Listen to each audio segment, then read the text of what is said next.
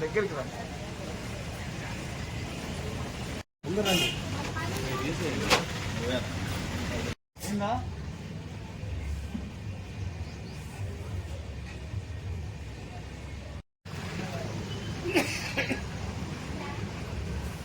Programme ఉండింది, అది cancel కావడం వల్ల ఇమ్మీడియట్గా రావడం జరిగింది.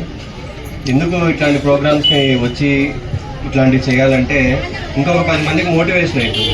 ఇప్పుడు ఇందాక చెప్పినట్టు సుధీర్ గారు ప్రతిరోజు ఒక 100 మందికి భోజనాలు పెట్టడం కానీ, ప్రతి సోమవారం హాస్పిటల్స్లో ఎవరైతే విక్టిమ్స్ కానీ వాళ్ళతో వచ్చినటువంటి అటెండర్స్ కానీ వీళ్ళకి ఫుడ్ అరేంజ్మెంట్స్ చేయడము, మనుషులకు సేవే కాకుండా పక్షులకి జంతువులకు కూడా సేవ చేయడం, ఇట్లాంటి వాళ్ళు చాలా అరుదుగా కనిపిస్తూ ఉంటారు.